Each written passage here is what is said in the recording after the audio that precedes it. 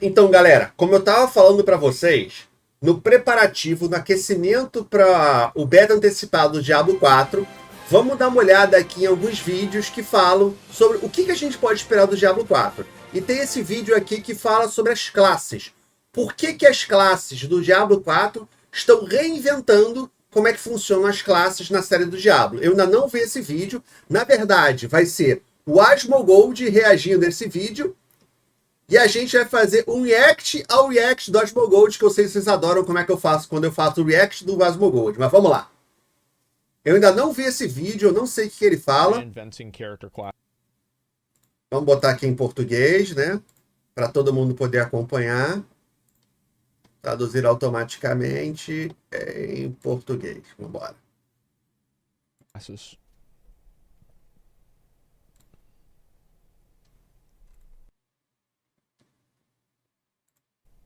Hey everyone, in today's video we're going to discuss the classes of Diablo 4 and how the new class-specific designs are breaking new ground while drawing on the design from past games. After playing around with some of these new class mechanics, I can say confidently that Diablo 4 is gearing up to be one of the greatest games of our lifetimes. Now Diablo has... That's a lot to say. É meio exagerado falar que vai ser um dos melhores jogos da nossa vida. Okay, all right. Eu ouvi isso de Shadowlands, hein? There's no hashtag ad here. So yeah, I mean, this is, all right. Let's go. Always had a history of being innovative. Diablo 1 was one of the first video games to establish the common video game character. Diablo 3 did innovate on the game by making you have to be online to play it. That's true. Archetypes of warrior, sorcerer, and rogue, each class's abilities offsetting the other's weaknesses. Many games and even films. Diablo foi o... Peraí. Each class's abilities offsetting the other. On the game by making you have to be online to play it. That's true. Archetypes of warrior, sorcerer, and rogue, each class's abilities offsetting the other's weaknesses. O cara falou que o Diablo foi um dos primeiros jogos a criar os arquétipos de guerreiro, mago e ladino.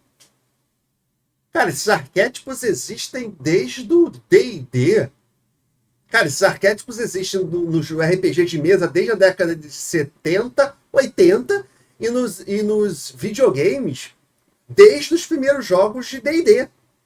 Porra, eu jogava jogo em CGI. Para quem não sabe o que é CGI, antigamente, muito tempo atrás, os computadores não conseguiam colocar todo tipo de cor, né? Então, você tinha uma limitação. Você tinha, primeiro os computadores eram preto e branco, aí depois eles viraram CGI. CGI que só tinham 7 cores. Era roxo, preto, cinza, branco. Procura na internet, vocês vão ver. Eram jogos assim, CGI, era um avanço. São 7 cores só. Aí depois virou VGA.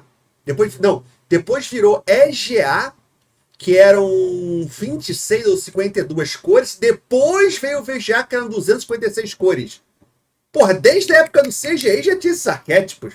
Tá maluco? Many games and even films still use this archetypal trio today. Of course, Diablo did draw inspiration from the legendary 1974 fantasy tabletop role-playing game Dungeons and Dragons, which first introduced class-based systems. Fast forward to Diablo 4, and one feature I'm most looking forward to is how each class has multiple unique class mechanics. For example, the Druid will be the only class that can loot spirit charms, which are items that can be presented as offerings that you can give to one of the 4 great animal spirits. We know that 3 of them are the snake, eagle, and wolf, and depending on which spirit you choose, it will empower you in a different way. Each spirit... Oh, okay, that's cool. I like that. Yeah, great. It has a number of different boons to choose from. O seu pet tem customização também. Legal. Spirits will be available initially and need to be unlocked one by one. But once all are unlocked... I don't really think that's that big of a deal. I mean, having some class fantasy type stuff is good, but, you know, all right, great, cool. Concordo 100% com o que o Asmongold falou.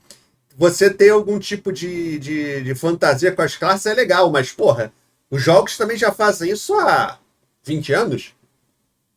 Sabe? Choose freely from among the 4 spirits, selecting one boon. So, you could think of the spirits as like a pantheon.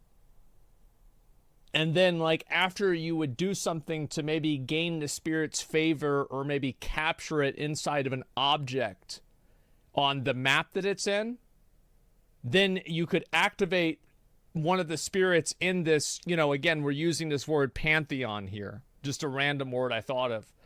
And you can change them based off of what you're trying to do. I think that's a really interesting idea. I like that. Okay, good. Yeah, I can see them really reinventing things.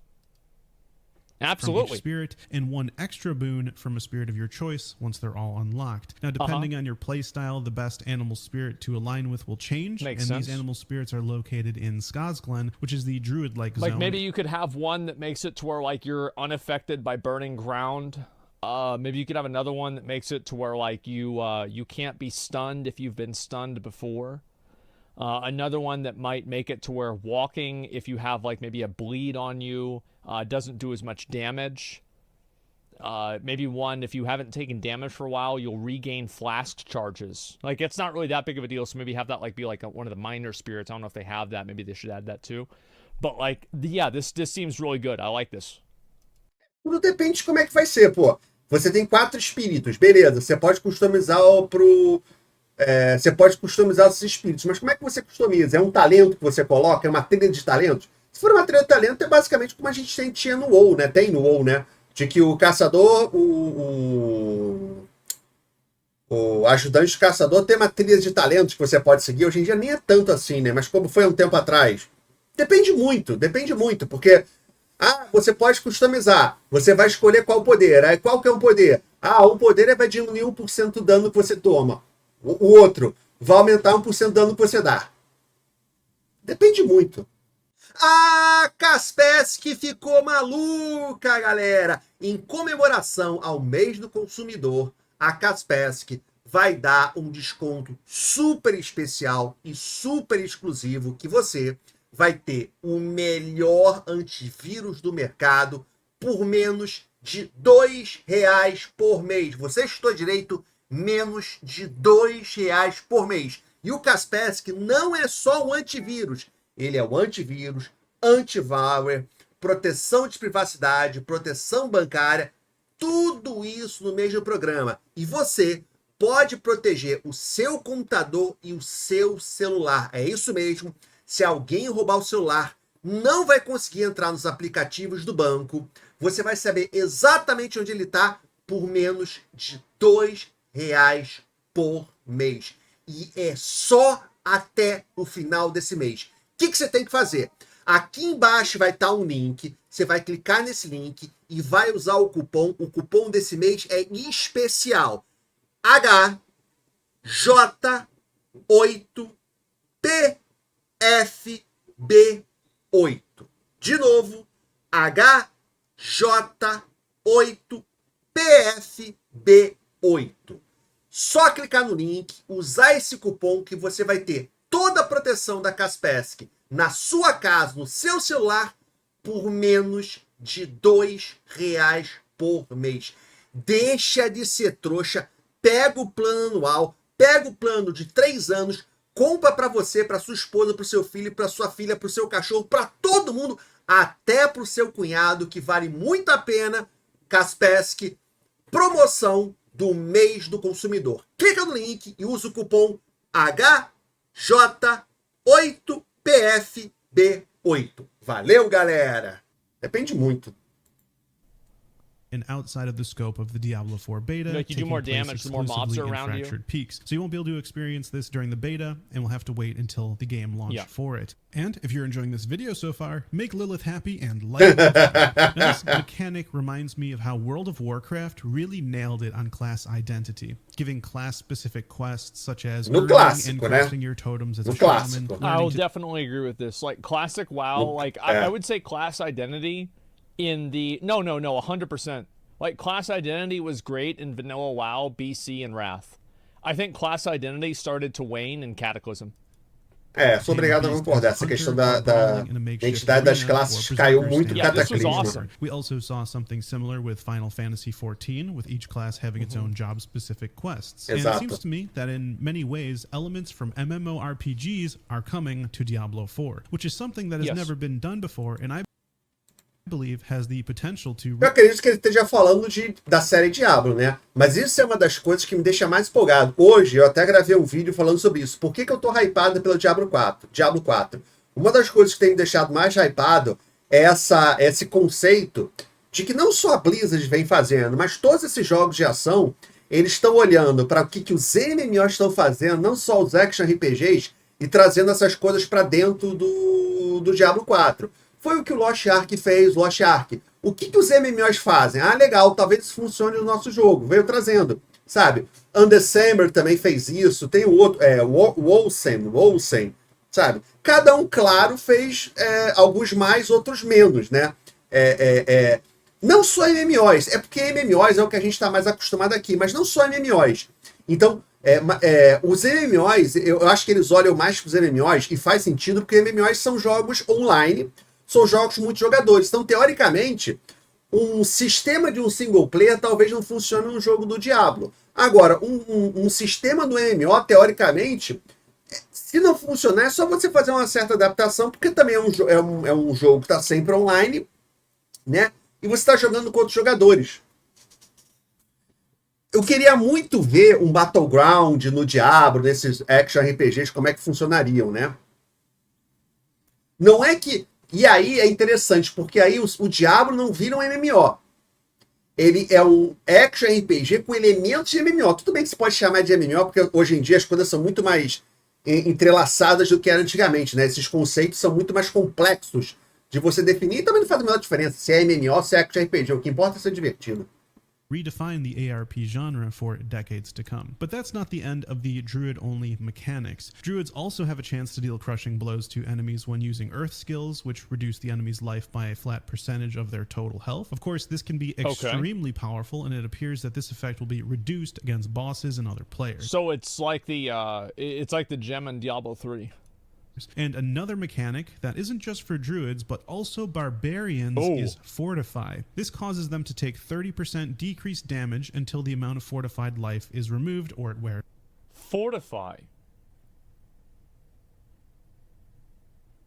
Okay, and so it would reduce the amount of damage that you would take whenever you had Fortify on. Okay.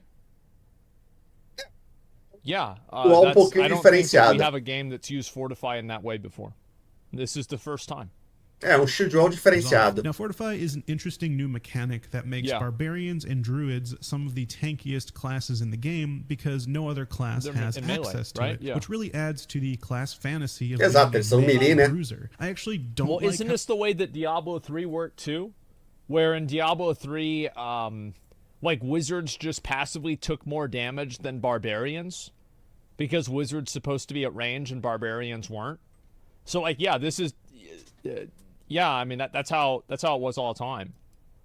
It has a maximum amount of damage it can reduce, though. For example, a skilled player would use Fortify anticipating taking a lot of damage. Right. But if Fortify will only reduce a set amount of damage, then you really aren't able to stretch the value of the ability by using it at the perfect time. However, this might mean players are more likely to just spam the ability to always keep it on cooldown and getting the most out of it instead, which may be more engaging than just saving a cooldown like you might do in another game. What I'm going to do is like with the 4 buttons, what I'll do is I'll do like this.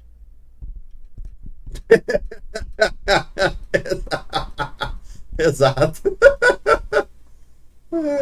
And everything will probably be fine. We already started talking jogando de Mago Arcano. With Fortify. We know that the Play that bitch barbarian like a only class piano. mechanic is the arsenal system, Mago which allows Arcano. them to hold up to 2 extra weapons, automatically using the best weapon for the ability of your choice. Now, along with the arsenal system, there is expertise, which grants bonuses based on your expertise with each weapon type. There's also what's called a technique choice within the arsenal system, but it was not usable in the latest build of the game. Now, looking at these 2 class-specific mechanics, we can see a theme: player choice. In both cases, the class mechanic allowed for extra customizability, the druid spirit animal, and within it a number of boons to choose from, and with the barbarian arsenal, the choice of extra weapons. I think that the truth is that a lot of what they're doing, okay, let me just, like, obviously we've been talking around this a lot. A lot of these things are not innovative at all. They're just copied from PoE. Like, that's it. They're just like, you're just taking the fucking the Pantheon system from PoE and giving it to druids. You're taking weapon swapping from PoE and giving it to barbarians. Okay, great. I don't think that makes Diablo 4 bad, and in fact, I think it can make it good if it makes those interesting decisions that PoE makes you do. It makes them more accessible. So, for example, a necromancer, instead of building an entire build around carrying golems, it's just a button that you press. And there's a huge audience of people that doesn't want to do a massive fucking build just to do carrying golems. They just want to press one or two buttons and then change a couple of pieces of gear, and now they're trying a different build. So I do actually think that Diablo 4 is not really doing anything super new here, but they're making what's already in the space way more accessible. Cara, o que ele falou aqui, para quem acompanha as lives, é certíssimo. Certíssimo, certíssimo, certíssimo. Nada do que o cara falou até agora é uma super inovação, é uma super revolução. E não precisa ser.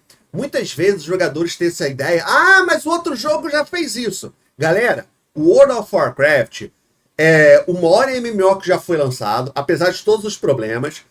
Talvez esteja, para mim, está entre os 5 maiores jogos de todos os tempos, pelo que ele fez. Tá? É uma questão pessoal de cada um, mas para mim está entre os 5 maiores jogos de todos os tempos.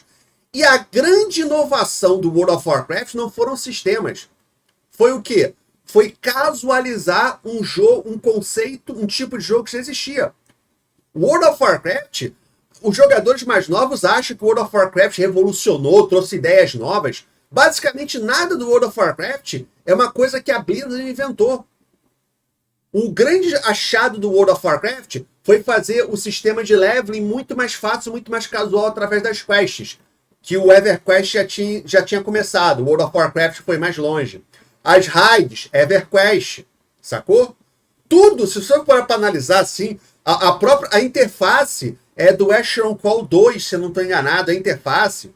O sistema de combate é uma evolução do EverQuest também, sabe? Você para analisar o que o WoW fez, não só o que a Blizzard fazia, sabe? O Warcraft 1 não foi o primeiro jogo do gênero de RTS. Ela pegou o que já tinha no gênero e melhorou. A Blizzard, ela sempre foi conhecida por pegar os sistemas, jogos que já existiam, conceitos, ideias, e melhorar. O problema foi quando ela teve que começar a inventar. Aí que ela se meteu na complicação, quando ela teve que começar a inventar. Quando ela parou de olhar outros jogos faziam e adaptar. E o que ele está mostrando até agora não tem nada de revolucionário, é tudo coisas que tem em outros jogos, que ela tá pegando e tá colocando no jogo dela. Sacou? E é isso que ela tem que fazer. E se ela conseguir casualizar, então... Porque isso que o WoW fez. Ele pegou o que já tinha nos MMOs e casualizou. Sabe? Imagina você um jogo MMO que o leveling não tem quest. Como é que é o seu level? Você vai pro mundo e mata mob. Antigamente, os MMOs eram assim. Quest, cara. Quest mata o espírito dos MMOs. Como assim? Quest vai contra o conceito dos MMOs. Uma quest, o MMO é para você ser livre, para você upar como você quiser. Vai pegar a plantinha, vai matar mob. E aí você tem que fazer, você precisa upar mais 10 níveis? Vai pro meio do mapa e fica matando mob. Isso era o normal. E o WoW, pô, peraí. Legal, mas isso é chato pra caramba. E se a gente colocar uma certa estrutura nisso? Se a gente colocar uma sequência de quests que o jogador vai fazendo para ele poder upar? É porque o pessoal não lembra, porque não jogava na época, era muito jovem, mas quando a Blizzard veio com esse conceito, os jogadores hardcore de MMOs, os jogadores que jogavam MMOs, eles foram super contra. Como assim? Isso é ser totalmente contra os MMOs. Você obrigar o jogador a seguir umas quests, você está tirando a liberdade, isso não é MMO. E é isso que a Blizzard fez. Deixa eu só responder uma questão aqui rapidamente, que o pessoal tava falando aqui sobre como o Final Fantasy XIV é um ótimo MMO, e aí falaram que o problema do Final Fantasy XIV é a latência, o MS, que fica muito alto. Mas aí só fica muito alto porque você não conhece o No Ping. O No Ping é um parceiro aqui do canal, que é um programa que trabalha para melhorar a sua experiência de jogo. Como é que ele faz isso? Ele faz uma conexão direta entre o seu computador e o servidor de jogo. Porque muitas vezes o problema que nós temos é que, além de nós ficarmos muito longe onde ficam os servidores do jogo, que a gente está aqui no Brasil, o servidor do jogo fica lá nos Estados Unidos, a nossa rota é muito zoada. O que é a rota? É o caminho que o seu provedor escolhe da sua casa até o servidor do jogo. Essa rota você vai estar competindo com o jogador que está jogando League of Legends, com quem está vendo Netflix, com quem está no Facebook, com o cara que está no Counter-Strike. Então tá todo mundo ali naquele meio zoado. O NoPing ele vai criar um atalho direto da sua casa para o servidor do jogo e aí vai diminuir sua latência, tá? Então, e ele funciona em mais de 800 jogos. World of Warcraft, Final Fantasy XIV, League of Legends, Counter-Strike, até aqueles jogos que tem servidores aqui no Brasil que a gente já joga com MS muito baixo, o NoPing ajuda para estabilizar sua internet, para você não ter perda de pacote. E além disso, ele também aumenta o seu FPS através de uma tecnologia exclusiva do NoPing que otimiza o seu computador. E não precisa acreditar na minha palavra, porque você pode testar o NoPing de graça, sem pagar nada por 7 dias, e se gostar, você paga 30% mais barato. O que você vai ter que fazer? Ó? Aqui embaixo tem um link, é só você clicar nesse link e usar o cupom LORDMONS. Clica no link, baixa o programa, faz o cadastro e usa o cupom LORDMONS. Só isso, testa, galera, testa. No Final Fantasy XIV, você vai jogar com 120, 130 de ms com o NoPing, tá? Vai fazer uma diferença absurda, absurda, quando você for jogar o Final Fantasy XIV, World of Warcraft, o jogo que você quiser. É só clicar no link, baixar o programa, fazer o cadastro e usar o cupom LORDMONS. É de graça. Se você gostar, continua usando, tá? Muito obrigado para todo mundo que tá usando, muito obrigado para todo mundo que vai usar. Mas vamos continuar aqui. Galera, manda o like que tá faltando like aqui. Vamos continuar aqui que ele tá falando.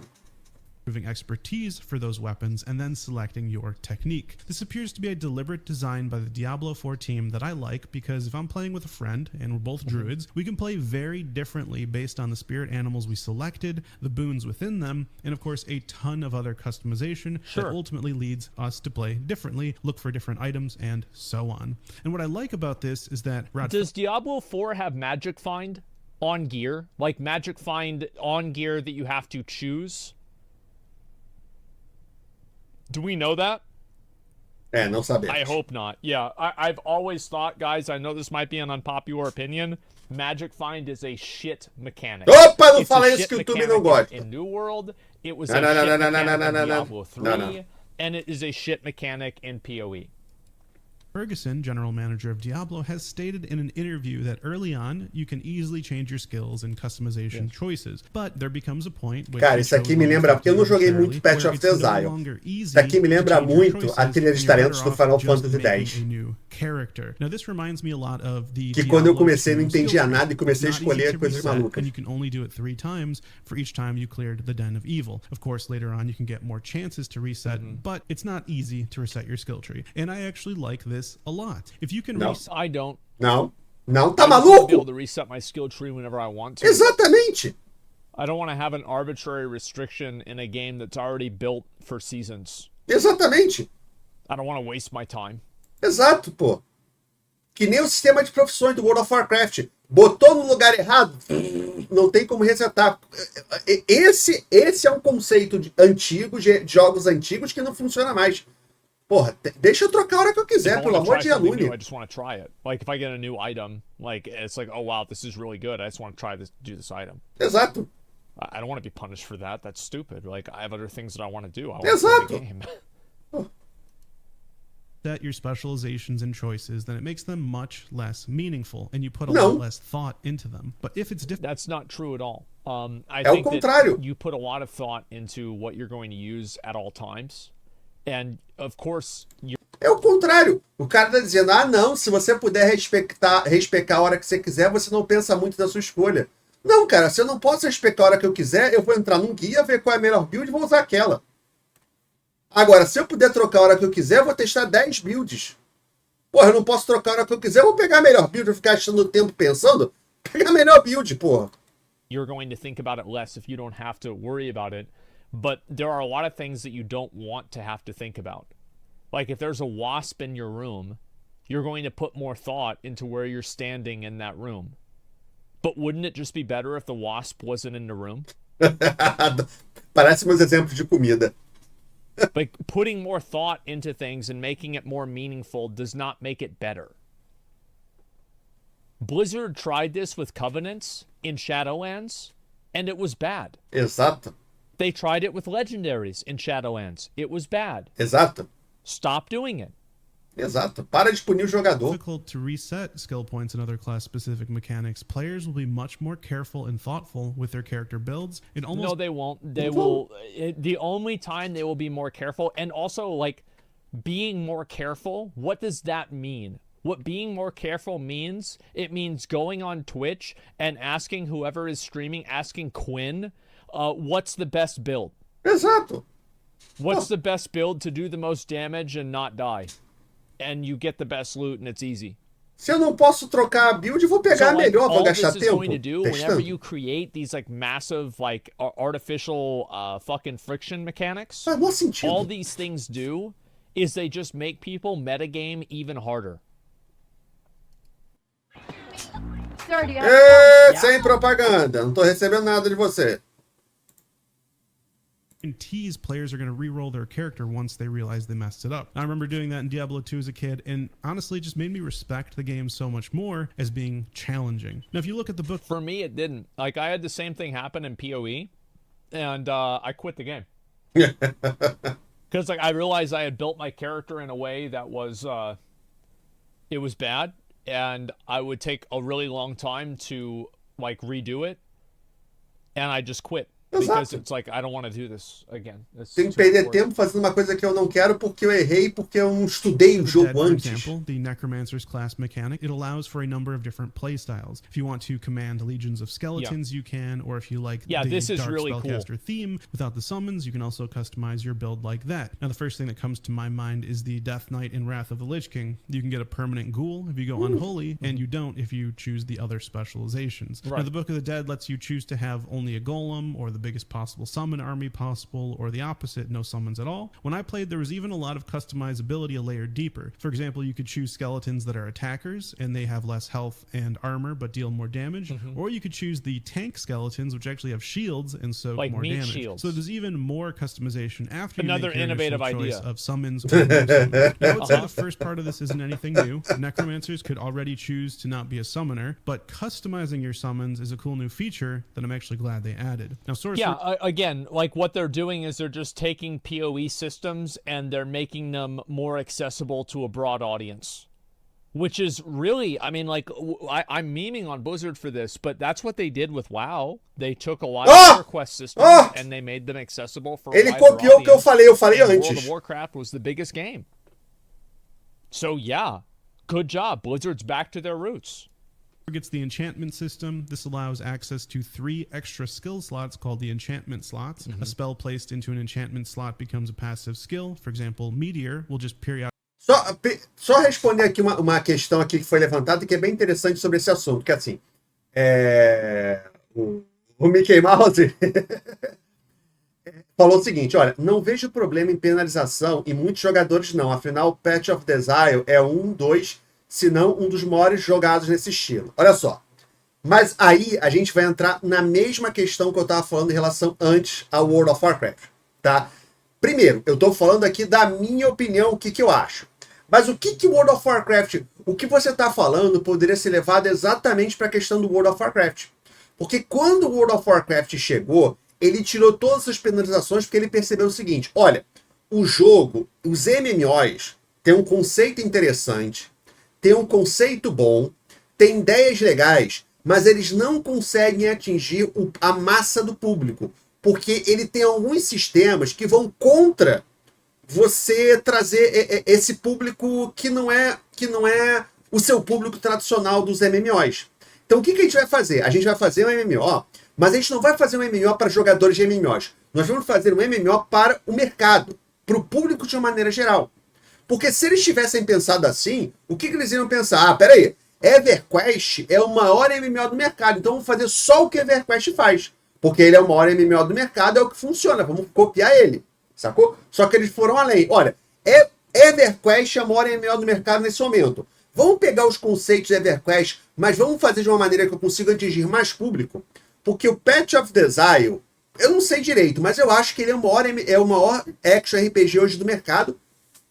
Eu não acho que o Diablo 3 tenha mais jogadores que o Path of Exile. Não sei, sinceramente. Agora, o que eles podem estar pensando é, beleza, só que dá pra você comparar o público do Path of Exile com o público do Counter-Strike? Não. Com o público do Valorant? Não. A gente não tá falando do Path of Exile, nós estamos falando do Diablo. Diablo 3 é o jogo que mais vendeu na história. Era o jogo que mais vendeu na história. Estamos falando aqui de um negócio gigantesco. Ele não é feito para agradar um nicho de mercado. Ele tem que ser feito para agradar o mercado como um todo. Sacou? Ele tem que pegar aquele jogador que joga o Path of Exile, mas ele tem que pegar aquele jogador que joga o Valorant, aquele jogador que joga o League of Legends. Ele não pode pegar só o jogador do Diablo 3. Ele não pode pegar só o jogador do Action RPG do Path of Exile. Ele tem que atingir a galera. E por isso que esses sistemas, eles são contraproducentes. Sacou? É legal. Normalmente, quem gosta muito de sistemas são aqueles jogadores mais hardcore, aqueles jogadores que jogam todo dia, sabe? Mas não o jogador, o casual, que sempre tem que ser o público-alvo. Be cast on a random enemy nearby, or if you place ball não que seja errado. Não que seja errado ou fazer o contrário também. Estou dizendo que é errado, nem isso. É que existe uma diferença quando você faz o seu jogo para o seu público, para o seu nicho, e quando você está fazendo um jogo para explodir. It causes all crackling energy to instead become ball lightning, which sounds really powerful. This is an interesting take on a class-specific system because it allows you to effectively use 3 more abilities than other players, even if it's just a passive effect. Rogues are unique in that they can alternate between ranged weapons and melee weapons, freely using either type of skill, and their character will automatically start using the appropriate weapon. This already sounds like a fun mechanic to play with, and I can't wait to try it out. But that's not all. Rogues also need to choose to align themselves with one of 3 rogue guilds: Sisterhood of the Sightless Eye, the Mercenaries of Kyrgyzstan, or the Outlaw Smugglers of Hawazar. The aligning process involves a quest chain unique to each of the 3 factions, and each rogue guild provides its own unique benefits to the rogue. Now, so you could say they're like covenants? Okay. This is just amazing. It's a fun rogue fantasy, and since there are 3 different rogue guilds, I imagine you'll unlock all of them and then ultimately decide which one to stay with. Rogues are also... I think that they should do... I think this is cool, but it ceases being cool if you can't just swap between them whenever you want. Exato. Because if you can't, everybody's just going to pick the same one. Exato. Que and nem o Covenant. Covenant. Like probably 3 or 4 different rogue builds, and each rogue build will use one of these, and it will just be the best one. Exato. Se eu não posso trocar a hora que eu quiser, that, like, todo really mundo vai escolher a melhor, como foi os Covenant. WoW right now, and there is basically no restriction on trading or changing anything. You can respec and use pretty much the same exact gear, minus like secondary stats, and it's not really a massive deal, and trinkets and weapons. You can respec your talent tree whenever you want. There's no restrictions on it. And guess what? I think the game's fine. The only class which can modify the damage type of their weapons. Yeah, it's good. Either cold, poison, or shadow. For example, rogues can lace their weapons with cursed oil, which causes them to deal shadow damage, or frost oils, which apply chill, leading up to a full freeze over time. This is a very strong additional class mechanic just for rogues. All right, moving on from each class's specific mechanic and system, PoE each mechanic. class also has access like that's the way that chill works in PoE, is that you get a high enough amount of chill and then it freezes. Different types of damage specific to their class. Now, for example, barbarians only deal physical damage, while a class like druid has access to physical, lightning, and poison. Now, this is very meaningful back in Diablo 2 because monsters could have immunes and take extremely reduced damage to a type of damage. I'm hoping to see this return in Diablo 4, encouraging players to go a build with a diverse range of damage types, and it also means that certain classes can... I don't think having immunes is good gameplay. Personally, I don't think so. So, like, for example, we can look at a few types of things that have immunes already. You can look at Arch Nemesis, for example, with PoE. Whenever Arch Nemesis came out and people had the wrong damage type, they would just skip the mobs, and people universally hated Arch Nemesis. I actually defended Arch Nemesis. I thought it was good, but the balancing was bad. but I do think that Arc Nemesis NPCs were better than the baseline rares before then. However, again, the balancing was really fucking bad. And the immunes, the, you know, fucking like storm-touched, elemental resistances, elemental fortification, resistance to magic, resistance to hits, resistance to spells, resistance to frost, and you're doing frost damage? Oh, and they have endurance orbs on hit? Fuck that. Yeah, that's not fun. Absolutely not. Aí você soma tudo isso a você não poder respecar. Tá ferrado. Você fez uma build de gelo e aí vê os mobs imunes a gelo. O que você faz? Não pode respecar. In Elden Ring. Elden Ring is not the same. Desliga o jogo, vai jogar outra coisa. Like, there's no... I don't think there's anything in PoE where, like, bosses are immune to a certain type of damage. I don't think so. So... yeah, plus life regen. Yeah, I don't think so. Also, like, Lost Ark, they don't have that. Let's see. And I think also, like, in Vanilla WoW, for example, was Molten Core good because every mage went Frost? No. No, it wasn't. It just sucked. So it's like, these ideas sound good, but whenever you look at the implementation of the ideas, and every single contemporary implementation of this idea has been received badly, maybe it's a bad idea. Exatamente. I don't know. Maybe that's what it is. Maybe it's bad. É. I'm just saying. Farm certain areas better than others, depending on what monsters are O immune que to. tem de coisa que no papel é lindo, mas aí quando você vai jogar fica uma porcaria. Basicamente, todos os últimos sistemas do World of Warcraft no papel são lindos, são maravilhosos, aí quando você coloca no jogo, não funcionou. É.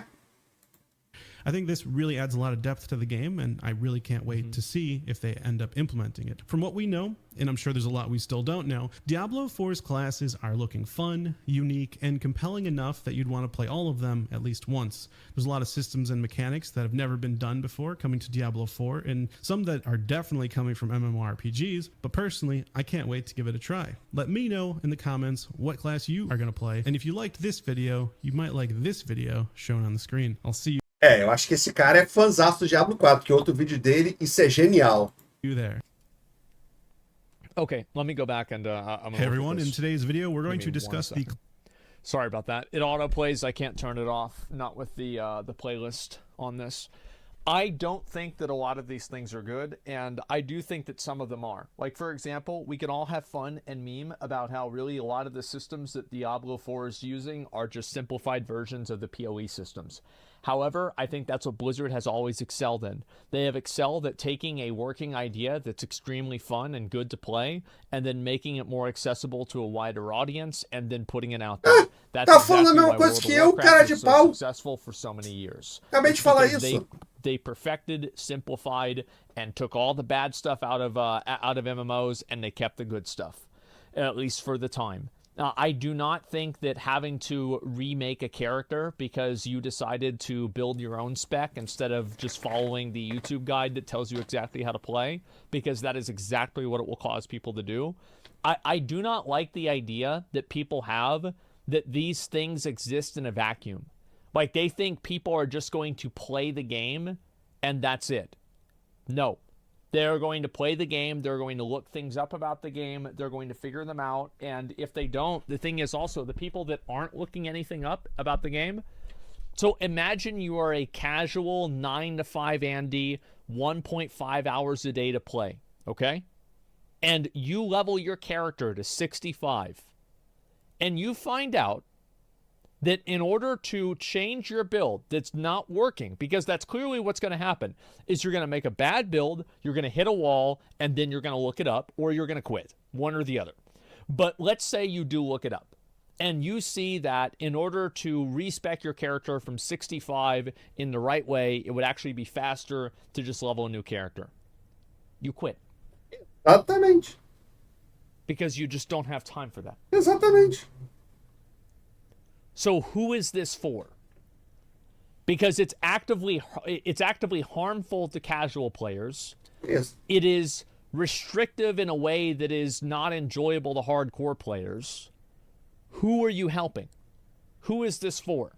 Where's the upside? I don't see it. I don't think casuals care about meta builds. They will when they hit a wall. I guarantee you. As pessoas têm, eu não entendo de onde vem esses pensamentos de que o casual não se importa com o meta, sabe? De que às vezes eu tenho a impressão de que as pessoas acham que o casual ele é uma besta quadrada, sabe? O casual, o que eu tenho que fazer? Sabe? O casual não quer dizer que o cara não saiba jogar, quer dizer que o cara não joga muito. Às vezes, não é porque o cara seja ruim, às vezes porque o cara não tem tempo. Sabe? Às vezes o cara joga muito melhor que os hardcore. Eu contei aqui a história pra vocês, que eu fui fazer um look for hide com o meu alt no World of Warcraft, eu tava de tanque, né? Aí eu tava fazendo a luta dando win, que você tem que dar o tanque swap, né? Você tem que trocar, né? E eu falava pro tanque, taunta, ele não tancava, ele não tantava. Aí eu morri. Beleza? Aí quando eu fui pro segundo boss, eu perguntei pro cara, você sabe o que tem que fazer nessa luta? Aí o cara falou todo arrogante, eu mato isso aqui no heróico. Eu falei pra ele, cara, você mata isso aqui no heróico, tu não sabia a mecânica do primeiro boss? Aí o cara falou, não, é porque eu sou do taunt quando o meu raid leader manda. O cara não tinha a menor ideia na mecânica do boss. Ele apertava o botão na hora que o raid leader dele mandava. Ser casual não é porque o cara não sabe jogar, porque ele é burro. Sabe? O casual, ele também quer equipamento mais poderoso. Por que ele quer? Mas por que o casual vai se importar com metagame? Por que o casual vai querer pegar equipamento mais poderoso? Porque o equipamento mais poderoso vai fazer com que o conteúdo que ele faça fique mais fácil. Todo mundo quer fazer o conteúdo mais fácil. Sacou? Mas ele não precisa do equipamento mais poderoso para farmar transmog de expansão passada, para fazer o World Quest. Claro que ele precisa, porque aquela World Quest que levaria 10 minutos para fazer, ele faz em 5 se ele estiver mais forte. Aquela farm de raid antiga que levaria meia hora para ele fazer, ele faz em 20 minutos. É claro que ele também quer, sabe? Então, essa ideia de que o casual não se importa com nada, ele só loga e joga, ainda mais hoje em dia, todo mundo tem acesso a informação, as pessoas procuram informação. Existe uma diferença entre você passar o dia inteiro procurando a melhor build e você entrar no Ice Events e ver qual é a melhor build para você. Esse conceito de casual é nada, é um ser inferior. Pô, que besteira, bobagem. E o problema é que às vezes os devs acreditam nisso. Because a lot of times you're going to hit the wall, and also if they don't care about meta builds, then why would they care about respecking anyway? You see what I'm saying? They certainly do care. Yeah, no walls on normal difficulty though. There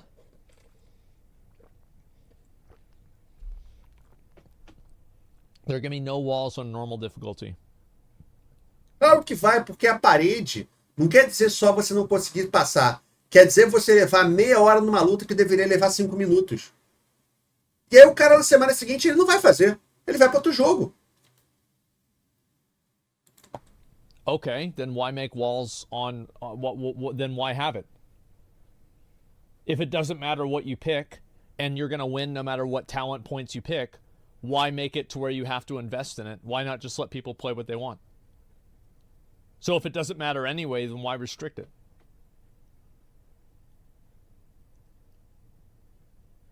It doesn't make any sense. It is pointless restriction that just makes the game worse.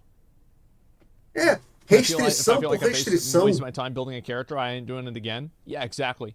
Toda vez que a Blizzard colocou restrição por restrição para tentar limitar o que o jogador poderia fazer por causa de um problema que ela inventou, ou porque uma parcela, 1% do público dizia que aquilo era um problema, que ninguém nunca nem tinha visto que era um problema, é tipo o respec daquelas gemas, não. Como é que é o nome daquele item que você colocava no Soulbind? Você tinha aquele Soulbind lá no seu pacto, né? E aí você tinha aqueles itens que você colocava, não era relíquia, não importa, aquele negócio que você colocava no Soulbind. Ah, não, nós temos que colocar uma limitação, senão a pessoa vai respecar isso de boss para boss. Qual o problema do cara respecar de boss para boss? Qual o problema? Se o cara tá se divertindo, se tá melhor para ele, se ele quer usar uma build diferente para cada boss, deixa o cara. Você limitar, conduit, obrigado. Você limitar, a pergunta que o dev tem que fazer é, eu colocar essa mecânica vai deixar o jogo melhor pro jogador? Se a resposta é não, para que você vai colocar? O jogo vai ficar mais divertido pro meu público se eu colocar essa mecânica? Então não serve para nada. So well, let's go back over. Is Bleak Fate 4 spoken out or not? No, I'm going to play it after this. I'm just finishing up the conversation about this. I think also some of the innovations that they're doing in the game is just basically, again, taking PoE and just making it easier to deal with. Like this right here, for example. Skeleton Warriors. Okay, so you want to have Skeleton Warriors, all right. So do you want to have Vol Skeleton Warriors? Okay, yes, do you want that or not? Okay, all right. Defenders, okay, do you have Meat Shield gem or not? No, okay, you don't. All right, so Skirmishers, you want to have, you know, let's say like Brutality. You want to have like added melee damage. And then, oh, well, do you want to have them do special types of damage? And then, okay, well, then let's have that. And you're going to have like damage conversion. So like Frost Chill weapons or Frost Chill, you know, fucking whatever they're called. Yeah, the aggressive gem. What's that called? Fucking, there's like Primordial Might, but then there's another one. It's not All Out Attack. It's something like that. The point is that Feeding Frenzy. Yes, Feeding Frenzy. There it is. So just making all of those options and everything that goes into choosing that, just a click of a button, I actually think has a massive audience because I think the gameplay that PoE provides like that is very interesting and fun. So I'm really glad to see Blizzard trying this. The only thing that I'm not a fan of is whenever you make restrictions on the game for no reason. There were immune in D2. There were damage types that allowed for areas to clear by Amazon Barbarians and encourage grouping with other players to complete a common goal. Though I don't know. I mean, like, Diablo 2 is not a very popular game nowadays. So, like, a game that came out 20 years ago that I would say over half of the people that play it because of nostalgia. Exato. This is not a very good evidence. This is not very good evidence of a game being popular. Yeah, if they were serious, whenever they said it'd be cost effective to re-level, it would make me worry. Yeah, I think so too. Wasn't there a remake? Yeah, there was. There was a remake. But it's still basically the same game. And I'm not saying that nobody plays Diablo 2, but let's not go and pretend like Diablo 2 is some massive fucking game. It's not. Exato, pô. Trazer um conceito do Diablo 2 pro jogo é brincadeira, né? Aí também não, né? Galera, resumindo assim, o vídeo basicamente foi para falar sobre como o Diablo 4 está revolucionando o conceito de classes. Eu, particularmente, aqui tem duas vertentes. Ou ele estava falando sobre como é que ia revolucionar o conceito de classes dos action RPGs ou da franquia do Diablo. Dos action RPGs, sinceramente, eu não vi revolução nenhuma. Assim, são ideias, conceitos que você encontra em qualquer outro jogo desse estilo. Se ele estiver falando do Diablo, da franquia Diablo especificamente, beleza, dá para entender. Mas eu acho que ele não estava falando disso, não. Eu acho que o cara é meio fã realmente do Diablo, da franquia Diablo, e é daqueles que exagera um pouco os lados positivos em relação a Diablo. Isso não é negativo, isso não quer dizer que o jogo seja ruim, nem isso. Mas ele não está revolucionando os conceitos de classe se você olhar o que os outros jogos do mercado já fazem. Sacou? Boa noite, Aldaz, agora que eu vi. Não sei que vocês concordam comigo, eu não vejo ele revolucionando. Essas customizações que você vai ter. Cara, tem jogo por aí que tem muito mais opção de customização do que essa que ele vai colocar nas classes. Muito mais opção de customização. Isso não é ruim. Apenas de que não é realmente uma revolução. Beleza. Agora, para mim é muito positivo ele pegar o que os outros action RPGs estão fazendo e melhorar. Aquilo que a gente falou um pouquinho mais cedo. Sabe? Pô, se tem outros action RPGs, seja o Path of the Exile, seja o Lost Ark, seja Undersamba, seja o Wolsen, qualquer um desses. Se tem uma coisa que ele está fazendo que está funcionando, vamos pegar, colocar no nosso jogo e talvez modificar aqui alguma coisa que não esteja funcionando também. Sacou? Então, não é um problema você não revolucionar. Eu prefiro até que não revolucione, porque, como eu falei, a Blizzard não é... Ela nunca dá muito certo quando ela tenta revolucionar. Ela dá muito certo quando ela pega aquilo que já tem e melhora. Cara, o Hearthstone, sabe?